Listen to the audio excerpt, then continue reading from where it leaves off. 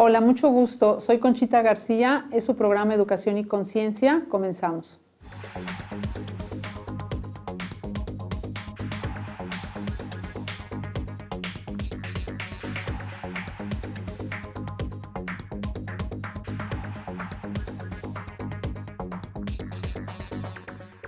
Un gusto estar nuevamente con ustedes aquí en su programa Educación y Conciencia. Y bueno, pues estamos muy contentos porque tenemos dos grandes invitados. Vamos a presentar primero a Marco Ascanio, que es del Grupo Educativo Progrentis. Y bueno, pues nos van a platicar de las aulas Pro. Bienvenido, Marcos. Gracias. Y bueno, pues Marcos es de este grupo educativo, es matemático y están precisamente promoviendo este cambio que queremos nosotros en México, que es en la educación, en estas aulas diferentes a lo que ha sido tradicionalmente, ¿no? Entonces, ¿qué nos podrías decir de qué es una aula pro, ¿no? Y qué diferencia hay entre una aula tradicional, por decirlo así? Vale, bueno, en primer lugar, dar las gracias por la invitación y por comentarles. Aulas Progrentis es un evento que lanza Progrentis como empresa para fomentar el cambio dentro del aula. En esta ocasión hemos trabajado aprendizaje cooperativo y pensamiento visible con rutinas y destrezas. Y bueno, pues a través de un día y medio que hemos estado, 2 días, hemos podido conocer de primera mano cómo llevar el aprendizaje cooperativo y las rutinas y las destrezas que hacen el pensamiento visible al aula. Entonces, hemos conseguido que 65 profesores y de 8 instituciones diferentes se den cita. Y gracias al feedback que nos llevamos hoy cuando terminamos, pues se ve que realmente es posible llevar este cambio al aula. Llevamos ya en México, hicimos en Guadalajara, ahora mañana nos vamos a Ciudad de México y también hemos estado en Monterrey. Y bueno, la percepción es toda la misma, es que es posible el cambio y que realmente no es tan complicado. Lo único que hay que abrir un poquito la mente y hay que lanzarse a hacer el cambio realmente.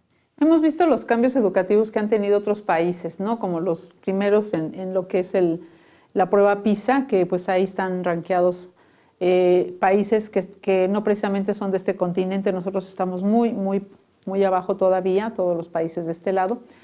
Pero, ¿qué diferencia habrá entre aquellos países como Finlandia, como incluso estaba viendo yo también Nueva Zelanda, que también ya está creciendo muchísimo, India, que pues estaba muy por debajo de nosotros y bueno, pues ahora también ya está pues en otros niveles, ¿no? ¿Qué cambio habrá hecho o qué nos faltará, por ejemplo, en América Latina para poder hacer ese cambio educativo? Fíjate que yo creo que el cambio educativo va por las destrezas del alumnado. Exacto. Ahora mismo nosotros estamos trabajando, bueno, se está trabajando desde la memorización en una clave del siglo anterior, en la que todo hay que repetirlo, todo hay que memorizarlo, como las fábricas, exactamente.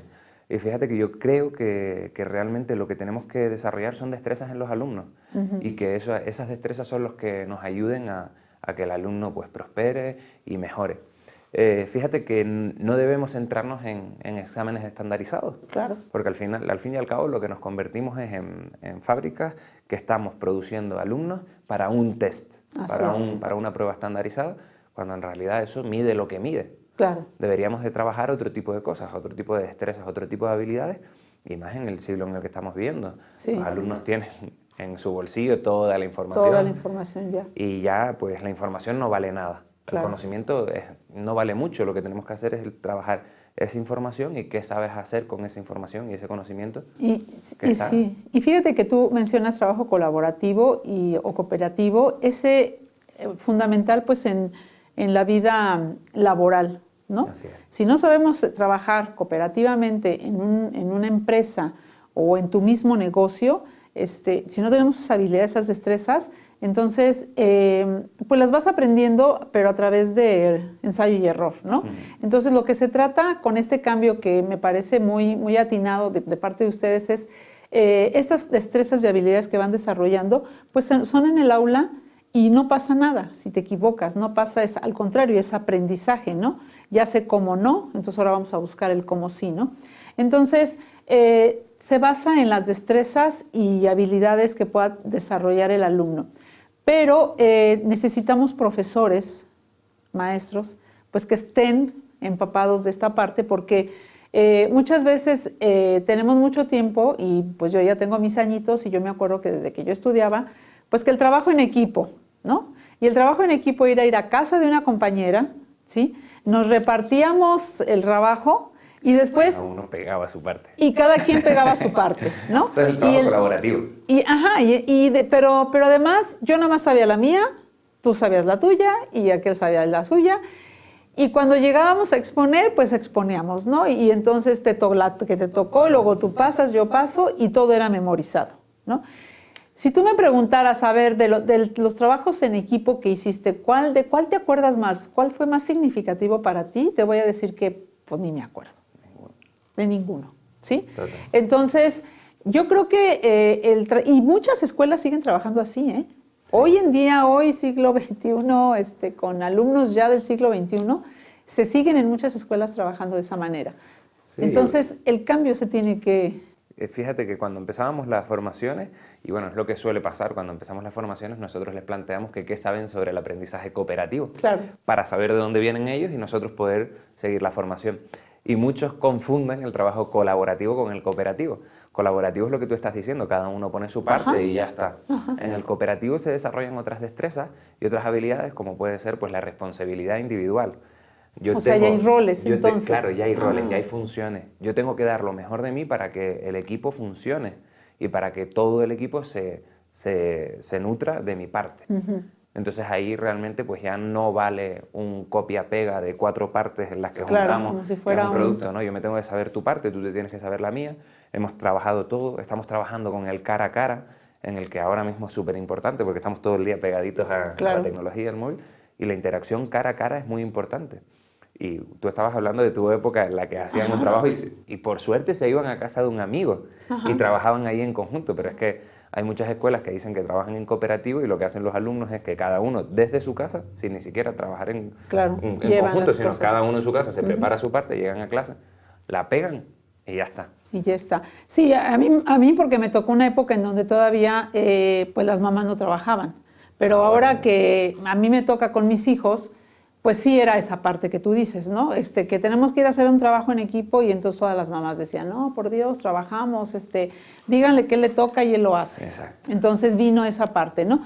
Pero fíjate que además de aprender, y esto como tú dices, ya tenemos los conocimientos, hay que saber qué hacemos, yo sé mi parte, también se presentan muchas otras habilidades que tienen que desarrollar, como por ejemplo, ¿qué vamos a poner? ¿Qué conocimientos vamos a poner? O sea, puede haber un debate entre que, a ver, ¿por qué esto es importante? Yo digo que no. ¿Qué argumentos tienes para decir que sí se ponga? Viene el conflicto, viene el que no quiere trabajar, el que trabaja mucho y que quiere hacer todo porque él no le gusta trabajar con los demás y entonces él quiere asegurar su calificación y dice, no se preocupen, yo hago todo, ustedes tranquilos, ¿no? O sea, tenemos todas esas situaciones que se van a dar en un trabajo cooperativo. Cooperativo. Y realmente fíjate que son las situaciones que se dan también en nuestro día a día cuando somos mayores. Claro. Yo tengo un grupo de trabajo en el que a lo mejor no me llevo bien con uno o me gusta trabajar a mi manera. Y al fin y al cabo lo que estamos intentando es desde pequeñitos enseñarlos a trabajar en conjunto y a trabajar juntos. Como profesores, que decías antes que no teníamos las habilidades, tenemos que estar guiando a esos grupos en todo momento. Esas situaciones de conflicto tenemos que enseñar a los profes y enseñar a los alumnos a llevarlas de forma satisfactoria y que bueno, que vayan aprendiendo poco a poco a que no siempre tengo que trabajar de la forma en que yo digo, a que no siempre me toca hablar a mí si no le toca hablar a los demás. Y ahí están las claves fundamentales del cooperativo. Claro. También habíamos hablado de otras habilidades. Bueno, por ejemplo, antes cuando nos dividíamos el trabajo y cada uno iba a buscar a su fuente de información. Antes era una enciclopedia y ahora es internet, ¿no? Y yo creo que ahí las habilidades del profesor todavía no están muy bien porque los profesores no saben muy bien cómo trabajar todas esas destrezas de búsqueda de información, de filtrado de la información. Y bueno, pues ahí también entra la herramienta Progrentis y es como la introducimos de aprender a aprender en la era digital. Ahora mismo, como decías antes, es que los profesores no tienen las destrezas para poder enseñarlas. Hay herramientas como Progrentis que nos ayudan a desarrollar todo eso. Búsqueda de información, la lectura comprensiva, la inferencia, el trabajo de PBLs, que es muy importante, esos retos que le lanzamos a los alumnos y que poco a poco pues, van desarrollando. Y yo creo que estas herramientas son las que tenemos que implementar también en el aula y olvidarnos un poco del libro de texto. Claro. El libro del texto nos puede servir Sí, como, sí, sí. como una forma de acceso a la información rápida que está en el aula, y si no tenemos internet, pues ahí está. Pero ahora mismo, con lo que tenemos entre manos, pues yo creo que nos tenemos que olvidar un poco de eso e irnos a herramientas que nos enseñen realmente a trabajar con toda esa información. Entonces, en el trabajo cooperativo entiendo que hay roles, Sí, y hay que roles esos ahí. roles los asignan los mismos alumnos o Los se roles los asigna el asignar, profesor. exacto, los deberíamos asignar los profesores. Ok.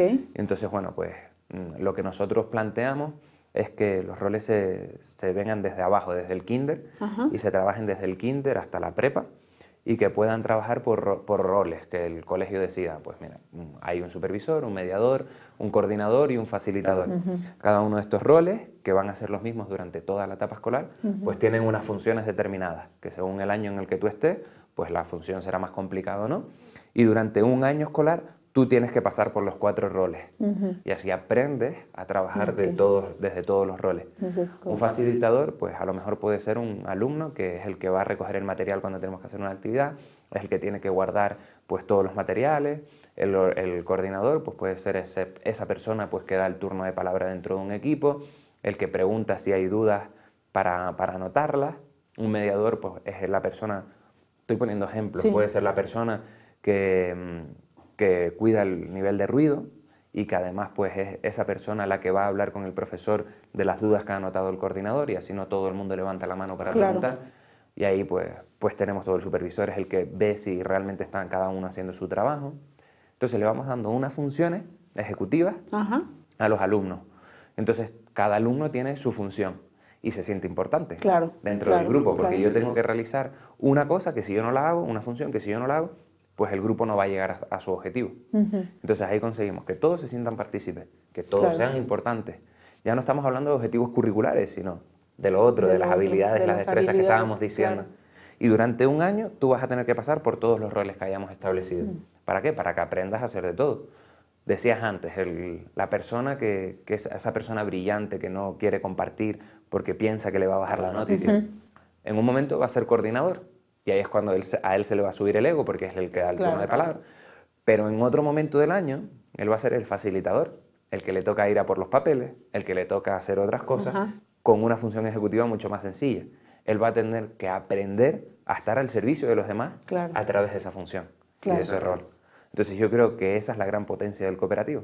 Que cada alumno va a hacer diferentes funciones, y es donde se va a aprender realmente. Es donde se va a aprender. Entonces, en ese dar roles es cuando viene pues esa interacción precisamente entre los alumnos, entre el maestro, viene la toma de decisiones, que también es muy importante, que si ponemos, que no ponemos, el que sepan investigar si es una fuente confiable o no es confiable, porque en internet pues te encuentras toda clase de información, ¿no? Y entonces de repente ponen cosas que dices, a ver, ¿de dónde las sacaste?, ¿no? Entonces también aprender a saber qué fuente es confiable y cuál la tengo que desechar, porque esa no me puedo fiar, ¿no? Entonces, todo ese tipo de habilidades que se van desarrollando desde pequeños hasta preparatoria y seguramente después en profesional, porque también está cambiando ya las universidades. Todo esto va para trabajo cooperativo, que pueden ser proyectos, sí, principalmente. Principalmente, bueno, si no, también podríamos trabajar desde, no hace falta hacer un proyecto, porque el cooperativo se amolda a lo que tú quieras. A lo que tú quieras. Una clase tradicional en cooperativo podría ser, sí, el tradicional cabe dentro del cooperativo, porque hay momentos en los que el contenido tiene que ser explicado. Estamos dando ecuaciones de segundo grado en las que un alumno no es capaz de resolver la ecuación de segundo grado, o el grupo completo, después de ver un vídeo de YouTube, después de haber buscado información en internet, no es capaz. Ahí entra el profesor y tiene que explicar. Entonces hay momentos de tradicional, sí, de escuela y tradicional. fíjate que ayudaría muchísimo, porque en momentos así como, por ejemplo, este ejemplo que acabas de dar, pues le ayuda al profesor. O sea, ya no soy yo el que tengo que explicarle a todos los muchachos, ¿no? Ya hago mis equipos para que trabajen cooperativamente, y entonces, bueno, pues el que a lo mejor domina un poquito más el tema, lo nombro no sé, coordinador o lo que tenga que ser, y entonces pues él va a poder explicar a 3, 4, y entonces se vuelve más personalizado, más al nivel de ellos, y entonces ahí es como ya de par a par. No es lo mismo el lenguaje que el maestro luego muchas veces utiliza, o a veces obviamos, ¿no? Los que hemos dado matemáticas a veces nos brincamos pasos que parecen ser muy obvios para nosotros, pero para que ellos dicen, bueno, ¿y qué pasó ahí? En cambio, ya en grupos pequeños, en trabajo de grupo pequeño... Que lo que acabas de decir es una técnica de cooperativo, se llama el maestro y el escriba. Entonces, hay una persona que tiene un poquito más de conocimiento sobre lo que estamos trabajando y es el que se ha preparado un poquito más ese contenido y se lo explica a su compañero de grupo, que es el escriba. Yéndonos a esa época en la que estaban los maestros y los escribas. Entonces, pues ahí podemos trabajar un contenido de forma tradicional, en la que yo no doy el contenido, sino lo da el alumno. El alumno es el que va a enseñar a su compañero escriba y después nos podemos intercambiar los papeles. Después el que era escriba pasa a ser maestro. Vamos a ir a un corte y regresamos para que nos sigan platicando tu otro compañero que vino también a ese taller y que nos platique también otras experiencias. Te quiero agradecer mucho, Marcos, porque sé que ustedes van ya ahorita a otra ciudad, pero agradecerte el tiempo que se dan para este espacio. Muchísimas gracias a ustedes por la invitación. No, gracias a ti. Nos vemos ahorita en un momentito más en su programa Educación y Conciencia.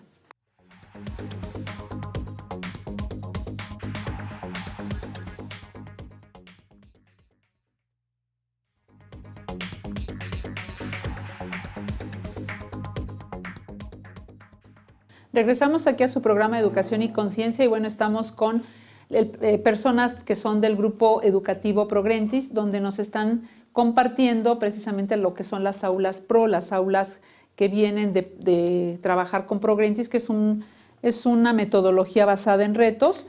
Y bueno, pues estuvimos platicando precisamente del trabajo cooperativo, ¿sí? A diferencia de lo que es el trabajo tradicional, todas las destrezas que se aprenden en un trabajo cooperativo.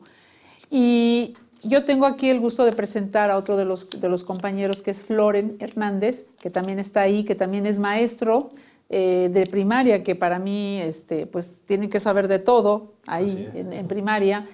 Y bueno, yo quisiera preguntarte, en ese trabajo cooperativo que se tiene en las aulas, que se puede hacer ya sea un proyecto o puede ser en un trabajo de algún tema que se quiera dar, ¿cómo evalúas? ¿Cómo se evalúa? Porque ese es uno de los grandes miedos que se tienen, principalmente los alumnos, ¿no? De, híjole, vamos a trabajar en equipo y cómo nos van a evaluar. Tenemos alumnos de todo, alumnos que dicen, ay, bravo, porque me tocó con fulanito, nos va a ir bien. Y está el que, pues, que no quiere trabajar con nadie y que dice, chin, me tocó con uno que no trabaja mucho y a ver si no nos baja, ¿no? Entonces, da miedo eso. Y también el profesor a veces no sabe cómo ser justo en esa evaluación, ¿no? De decir, bueno, ¿trabajaron o no trabajaron? ¿Cómo se evalúa un trabajo cooperativo? Así es, como decías, al final es el mayor error al que llevamos y también al final cuando pensamos en el aprendizaje cooperativo tenemos que tener en cuenta que es una estructura de aula y a partir de ahí, cuando generamos una evaluación, no todos los niños del mismo grupo pueden tener la misma nota y ese es el mayor error. Cada uno aporta y coopera con los compañeros, pero cada uno tiene su nota, porque si yo aporto un 30% en el trabajo y tú aportas el 70%, no sería justo que llevemos la misma evaluación. Por lo tanto, ahí el docente se tendría que dar cuenta durante el proceso de esos trabajos, de esas rutinas, de esas técnicas que trabajemos, para que sea justa esa evaluación y después cambiar el tipo de evaluación, porque eso es importante. Siempre la prueba escrita ha sido nuestra prueba estándar y al final, si hablamos de las inteligencias múltiples, no todos los alumnos aprenden igual, por lo tanto, no podemos enseñarlos a todos igual ni podemos pedirles a todos lo mismo. Una maqueta puede ser una evaluación, un baile, una canción, todo al final tendríamos que cambiar y ser un poco más ricos en lo que son las evaluaciones. Entonces podríamos utilizar instrumentos como pudiera ser no sé, dependiendo del trabajo, una lista de cotejo, puede ser una rúbrica, ¿algún instrumento de evaluación para ese tipo de trabajos cooperativos? Exacto, cuando hablamos de herramientas de evaluación por parte del docente tenemos que hablar de listas de cotejo, de rúbricas, de una lista de control. Tenemos que cambiar nuestra forma de evaluar, ya no nos sirve el test del 0 al 10 y a partir de ahí eso ya está muy desfasado y yo creo que tendremos que cambiar ese paradigma del que antes hablaba mi compañero, ¿no? Antes nuestra educación era algo muy lineal, nos daban una lección, hacíamos unos ejercicios y por último una prueba, pero a partir de ahí solamente esa información y ese conocimiento, si no generamos todas esas habilidades operativas que están en el medio para esa información convertirla en conocimiento y aplicarla a la vida real, pues estamos perdidos. Claro, y fíjate que esto de la prueba estandarizada que hablaba anteriormente Marcos, nosotros vemos ahí que no sé si tú has visto la película del Muro. No tengo el gusto. Bueno, esa película, haz de cuenta que es como pues una fabriquita donde van entrando niños de diferentes y luego van saliendo niños todos igualititos, ¿no? Como si tuviéramos que estandarizar y decir, bueno, pues tú tienes que tener estos conocimientos hasta aquí, tú tienes más de no, pues quédate aquí, tú no los alcanzas, quédate aquí, ¿no? Entonces, yo sí he estado muy en contra de ya evaluar de la misma manera, porque todo ha cambiado, pero la evaluación no cambia. Exacto, Las evaluaciones siguen siendo pruebas. Para entrar a la universidad hay una prueba, y si la pasas, estás en la universidad, y si no, quedaste fuera, ¿no? ¿Y la prueba de qué es? Ojalá fueran pruebas a lo mejor de resolver problemas, de ciertas habilidades, pero no son pruebas de conocimientos al final de cuentas. Si hablamos en el mundo laboral, obviamente ya las investigaciones lo dicen, en 10 años no sabemos a qué se van a dedicar los niños de hoy en día que están en la escuela, ¿no? Y ahora mismo, ¿qué buscan las empresas? Buscan gente creativa, que domine los idiomas, que domine la tecnología, que sean buenos lectores, que tengan una buena exposición. No estamos hablando de contenido, ni estamos hablando de memorización, estamos hablando de competencia.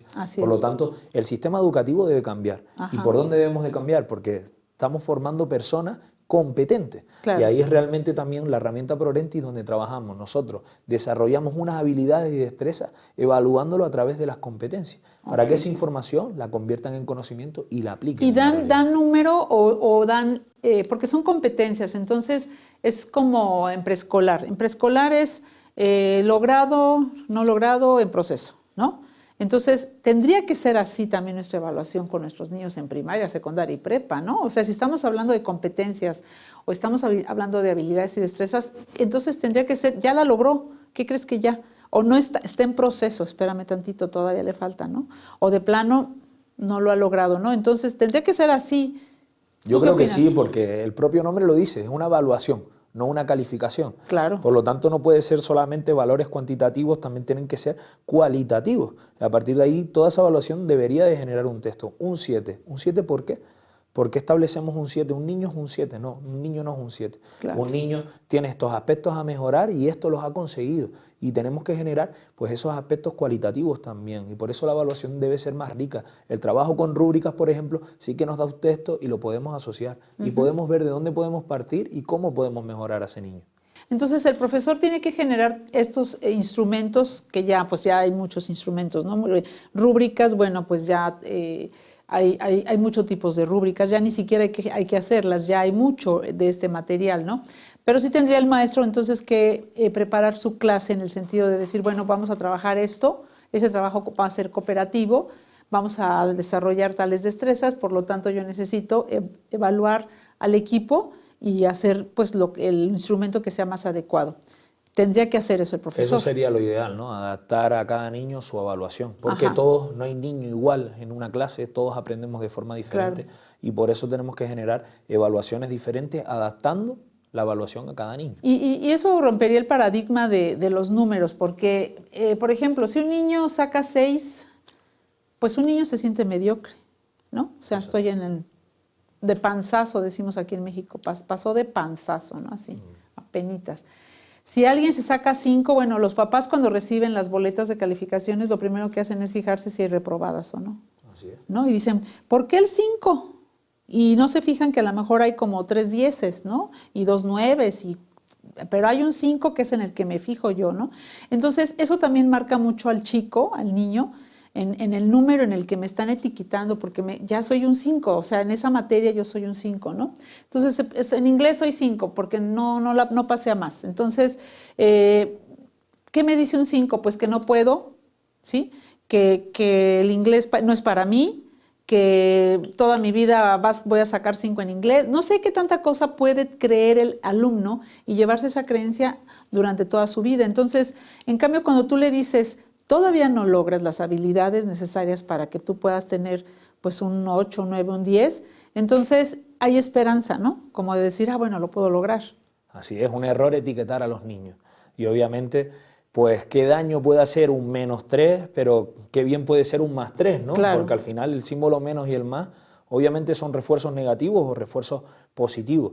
En este caso yo opto porque la evaluación debería de ser siempre un refuerzo positivo. Claro. No todos los niños de la misma edad Claro. van a aprender de la misma manera ni al mismo Así es. momento, porque sus procesos madurativos pueden ser diferentes. Ujú. Por lo tanto, tenemos que adaptar eso. En una prueba estandarizada, obviamente a lo mejor yo puedo tener un suspenso, pero si me lo haces de otra manera, porque yo tengo un talento musical, Exacto. pues al final ahí donde se ve ese Ajá. conocimiento, ¿no? Exactamente. Entonces, en este trabajo cooperativo que hace Progrentis, evalúa competencias. Nosotros el trabajo cooperativo que hace Progrentis, en este caso como plataforma, como lo trabajan los niños, en un momento pues los niños se les lanza una actividad a través de la aplicación y a partir de ahí ellos tienen que parar y tienen que buscar a sus compañeros para poder resolverlo. Y ahí es donde fomentamos ese cooperativo.